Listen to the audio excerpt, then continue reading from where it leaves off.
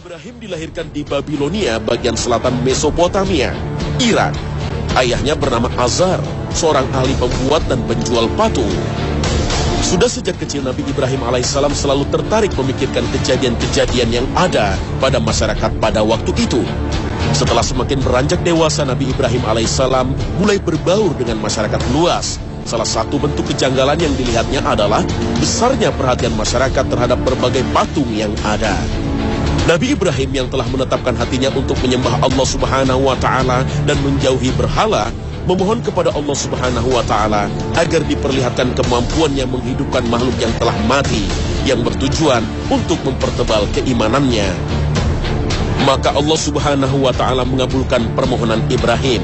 Atas petunjuk Allah Subhanahu wa Ta'ala, 4 ekor burung dibunuh dan kemudian tubuh burung-burung tersebut dipotong menjadi 4 bagian.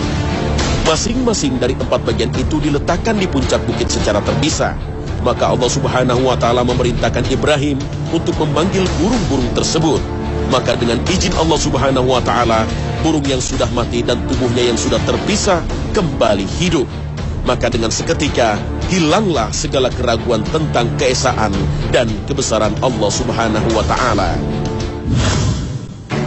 Orang pertama yang mendapatkan ajakan dakwah Ibrahim alaihissalam adalah ayahnya sendiri yang bernama Azar. Azar sangat marah mendengar pernyataan bahwa anaknya yang bernama Ibrahim tidak mempercayai berhala yang disembahnya. Bahkan Ibrahim mengajak ayahnya untuk meninggalkan kebiasaan menyembah berhala dan mengajak masuk kepada kepercayaan baru dan menyembah Allah Subhanahu wa Ta'ala. Maka Ibrahim pun diusir dari rumah ayahnya.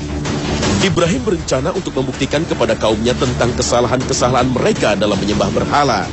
Kesempatan itu diperolehnya ketika penduduk Babilonia sedang merayakan perayaan hari besar mereka dengan tinggal di luar kota selama beberapa hari. Maka ketika situasi sedang sepi, Ibrahim pun masuk ke tempat-tempat peribadatan kaumnya dan merusak semua berhala yang ada, kecuali sebuah patung yang berukuran besar. Ibrahim mengalungkan sebuah kapak kepada patung yang besar dengan tujuan bahwa yang merusak patung tersebut bukan dirinya, melainkan patung besar itu. Akibat perbuatannya, maka Ibrahim pun ditangkap. Namun ia menyatakan bahwa patung yang berkalung kapak itulah yang menghancurkan berhala-berhala mereka, dan menyarankan para hakim itu bertanya kepada berhala yang besar. Setelah mendengarkan alasan Ibrahim, dengan seketika para hakim kaget dan berbicara, "Wahai Ibrahim, mana mungkin berhala-berhala itu bisa ngomong dan menjawab pertanyaan manusia?" Maka saat itulah Ibrahim mengemukakan pemikirannya yang berisi dakwah untuk menyembah Allah Subhanahu wa Ta'ala, sebagaimana yang diabadikan Allah dalam Al-Quran surah Al-Anbiya dari ayat 51 sampai 72.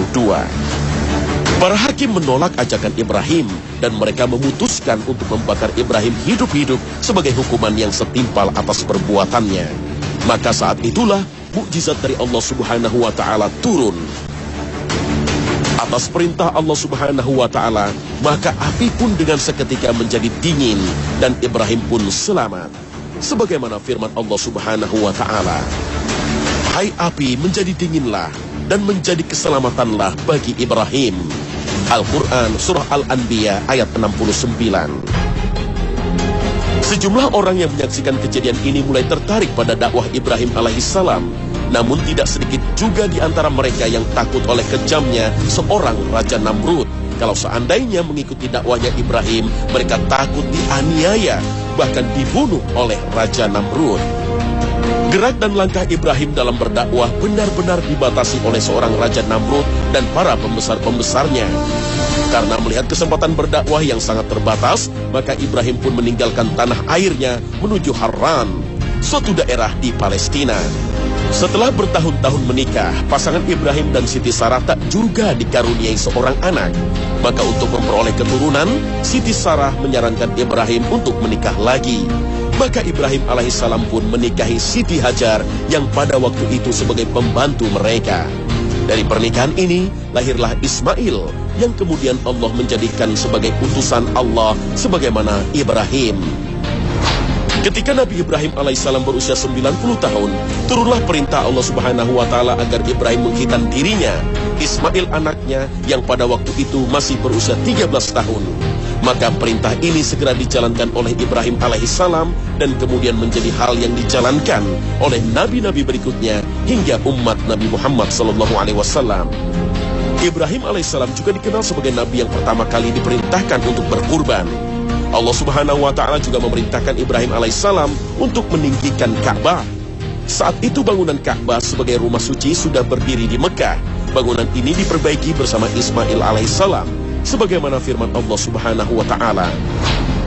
Dan ingatlah ketika Ibrahim meninggikan, membina dasar-dasar Baitullah bersama Ismail, seraya berdoa, "Ya Tuhan kami, terimalah daripada kami amalan kami. Sesungguhnya Engkaulah yang maha mendengar lagi maha mengetahui." Al-Quran Surah Al-Baqarah ayat 127.